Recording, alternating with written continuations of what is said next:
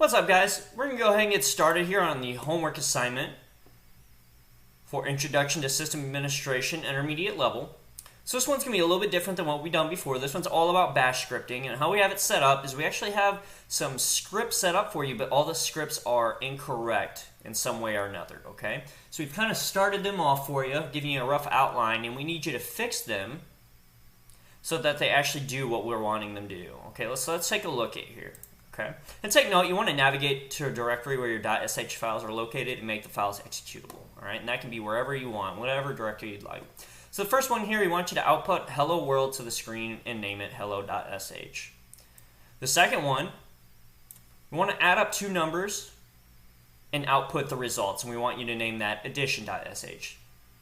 The third one is create a local variable called apple inside a function called bash and output it on the screen. We're going to name that apple.sh. And finally, we're going to create a local variable inside a function called math, and I'll put the sum of local and global variables on the screen and name that math.sh. Okay?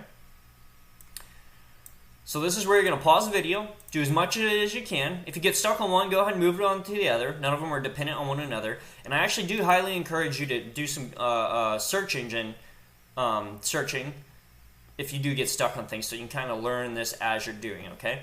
Once you get done, unpause the video and we'll go through it together. Alright guys, hopefully you've done all of it, or at least some of it, on your own. If not, no worries, we're going to go through this together slowly, piece by piece. So the first one here is not too bad. It's just output hello world to the screen and name it hello.sh. So let's go ahead and go to our virtual box here. Let's do that. So I'm signed in as root, guys. I'm in my home directory. That's where I'm going to keep all my scripts. Okay. So I'm going to do vim. We're going to enter our text editor. We're going to name this one hello.sh. I'm going to hit I for insert mode. Okay. And what do we always start with in a script? The hash playing. So I do pound or dollar or hashtag and then exclamation point and then /bin/bash. Now I'm going to go to my next line here. Okay. What I'm going to do here is I'm going to add a comment. Okay, remember comments are not interpreted. Let's say declare a string variable. Okay. I'm going to declare the variable string is a better way to write that. Okay.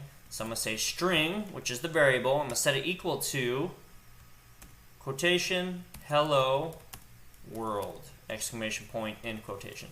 So I'm setting the variable string equal to this string of words here. Okay. We go to the next line. I'm going to add another comment that says print the variable string on the screen. Okay.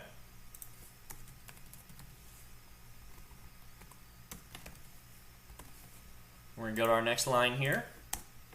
So we're going to do echo. We want to echo that variable. So we put $, and the variable's name is string. And that's it. We're going to hit escape, do colon, write quit. We're going to see if this works. But before we can run it, we got to change permissions on it, right? So we got to do chmod all plus executable permissions, and then the hello.sh script, okay? Now we can run it, so we're going to say look in this directory and run hello.sh, okay? And there we go. It says hello world. Perfect. It's exactly what we wanted to happen. Let's look at number 2 here. So number 2 says add up two numbers, now put the results and name it addition.sh, okay? So let's go ahead and get started on that. We're going to open our text editor. All right, we're going to use vim. So vim, and we're going to name it addition.sh. And what do we always start with, guys? The hash playing. So pound sign or hashtag, exclamation point, /bin/bash. We're going to go to our next line. We say echo total arguments colon, we're going to put $, £, and we're going to end in quotation marks. We're going to do another line that says echo first argument is, or first argument equals, we'll put $1, so we're assigning it a variable. We're going to put echo on the third line. We're going to say second argument equals, and a variable named 3. Okay. Now, what we're going to do is we're going to actually add up these arguments. Add arguments. So we're adding a comment saying, hey, on this next line, what we're doing is we're adding arguments up. Okay. Now, in order to do this, we're actually going to assign another variable called total. We're going to set that equal to a variable that adds up variable 1 and variable 2. Okay? We're going to close out the double quotations. So we are declaring another variable. It's called total. We're setting it equal to a variable that has the value of variable 1 plus variable 2. Okay? And then we have one more important step, and that's going to be echo total is, the variable total. Okay, let's see what happens. But before we can run it, we got to make it executable, right? So chmod all plus executable rights addition .sh. Okay. Now we're going to say run this, or look in this directory and run addition .sh. We're going to give it some arguments. We're going to do 1 and 2. Okay. So space 1, space 2. Perfect.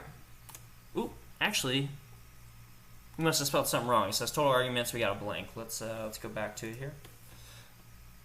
What did I miss here? Oops, that's why. I put a 3 instead of a 2.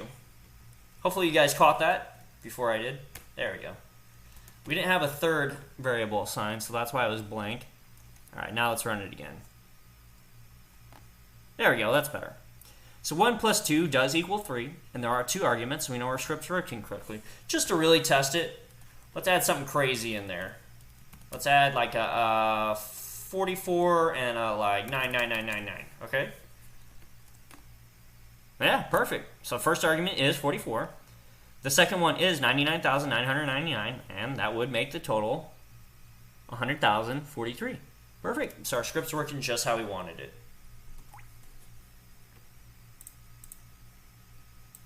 You can see that down there. I'm going to move my screen up a little bit. So that's exactly how we want our script to work. All right. Let's go back to our homework here. And clear my screen though so we can get some space back. Go back to our homework and look at number 3. Okay. So number 3 says create a local variable called apple inside a function called bash and output it on the screen. We're going to name it apple.sh. Okay. Let's go ahead and do that. Let's go to our virtual box.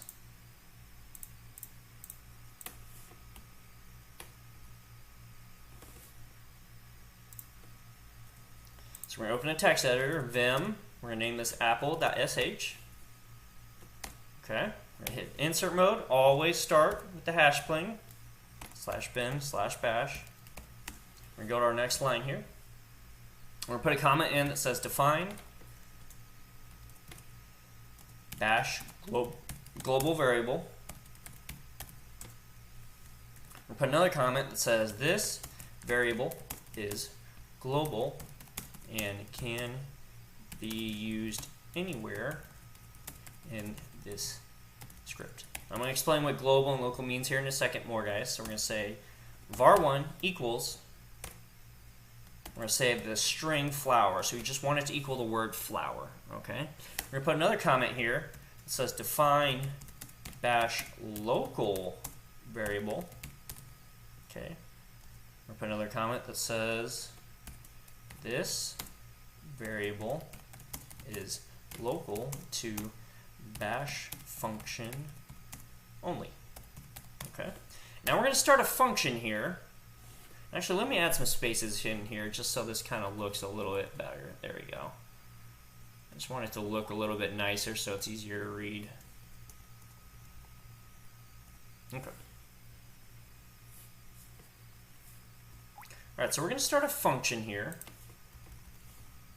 And one way you can start a function is you can say function. So this is saying, hey, we're starting a function here, and you give it a name. We're going to name it bash. just like it said. We're going to start the function with a curly bracket, okay? So this is the start of the function, then we're going to hit enter, and now we're in the body of the function, guys, okay? So now we're going to type in local, which is a reserved word for functions. We're going to say this is a local variable. We're going to name it variable equals, we're going to say apple. We want that variable to equal the word apple, okay? We're going to go to the next line, we're going to say echo that variable, var. Okay, so echo the variable var, okay? And we're going to go ahead and end that function with a curly bracket. And notice when I type that in, it shifts it to the left part of the screen because it's saying, hey, this is the end of that function, okay? Then we're going to hit enter. We're going to say echo var1, which we defined up here, right? var1 equals flower. And what we're going to do is we're going to hit enter, and we're going to say bash. So now we're calling this function, guys. Okay, so when we do these functions, we say function, and then this is the name of the function here. So here we're saying execute the function. Okay.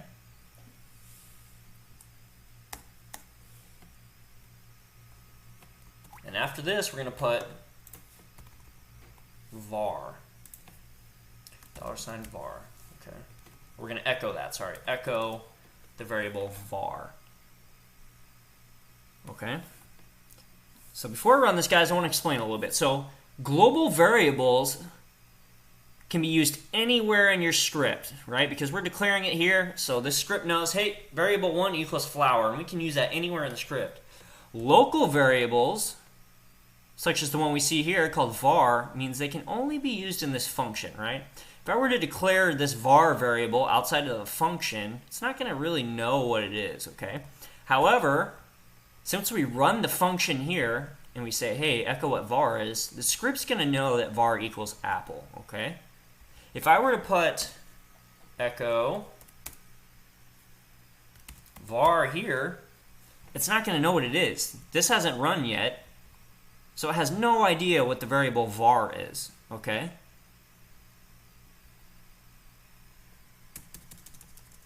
So I'm going to delete that because what we want it to do, just like the homework says, is we want to create a local variable called apple inside a function called bash and output it on the screen. So we want it to actually echo apple. Okay?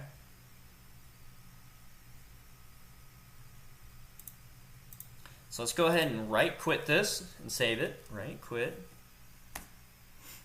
We gotta make it executable, chmod. All plus executable apple.sh. Okay? We're going to do /apple.sh. We're going to execute it and run it. And there we go. We see flower, apple, and then we actually have a blank space, right? What's going on there? Well, let's check it out.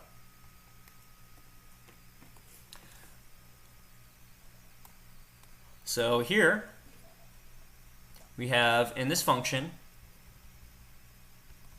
echo var, okay, which means apple, right? And then we also have echo var1, which is flower, right? And then we have bash. We're calling this function. We're running that function. And all that's happening in this function is that we're just echoing this, right? And then we said echo var. So here's what happened, guys. First, we echoed var1, which is flower, which we saw. Then we ran this function, bash, here. And the only thing this function does is echo var, which is apple, right? So that's what it did, it echoed apple. And remember what I said about local variables? Well, now, I tried to echo var variable, but it doesn't know what that is, right? That variable only exists in this function. So when we ran the function and finished, it now didn't know what that local variable was, all right? So that's what we're seeing here. We see the global variable displayed here. We ran that function, and it ran its local variable apple, and then we tried to run the variable var, which equals apple again, but it didn't know what it was, right? Because we weren't in that function anymore, so it just spit out a blank space. So that script is really just to show you guys how local and global variables work, all right? We're going to look at that even more here with our final question, which is number 4. And it says, create a local variable inside a function called math, and output the sum of local and global variables on the screen and name it math.sh. Okay, let's go ahead and do that. So we'll go to our virtual box here. I'm going to clear my screen to get some space back.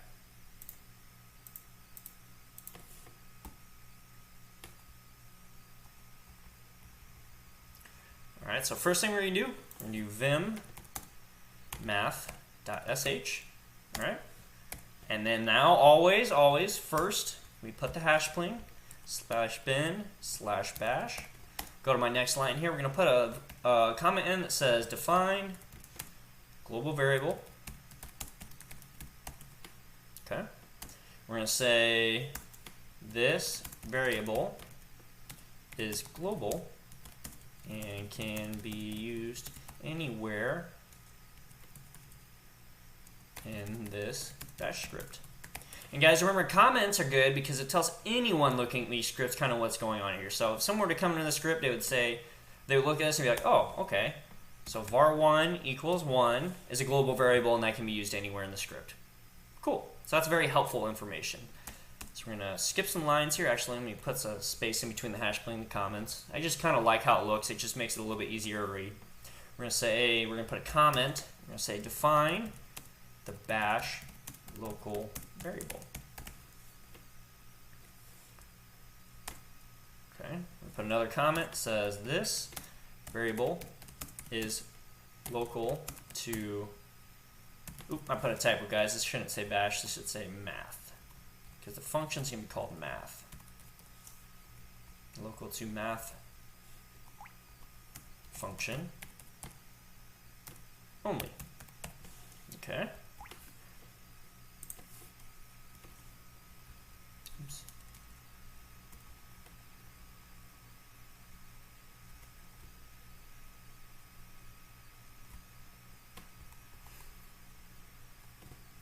All right. So we're going to go ahead. We're going to start a function called math. So function and then the name of the function. We're going to start that function with curly bracket. I'm going to hit enter. Now we're in the body of the function. We're going to say local. So we're saying, you know, we're using that word local again to say, hey, this is local variable. And we're going to say var2 equals 4. Okay? We're going to do another variable here. We're going to say variable 3 equals $, double quotations, because we want everything in here to be interpreted as adding. We're going to say variable 1 plus variable 2. We're going to close out those parentheses, okay? And then we're going to close the function by doing another curly bracket here, okay? So below that, we're going to echo total is variable 3. And then we're going to run the function math. We're going to echo variable 3. Okay?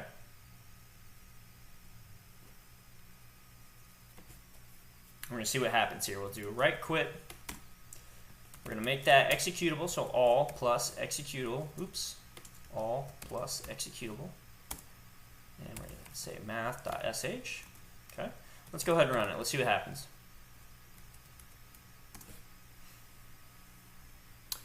Oops. I must have put something in that shouldn't be there. Oh, let me go back here and see what I missed. Oh, I see. I put a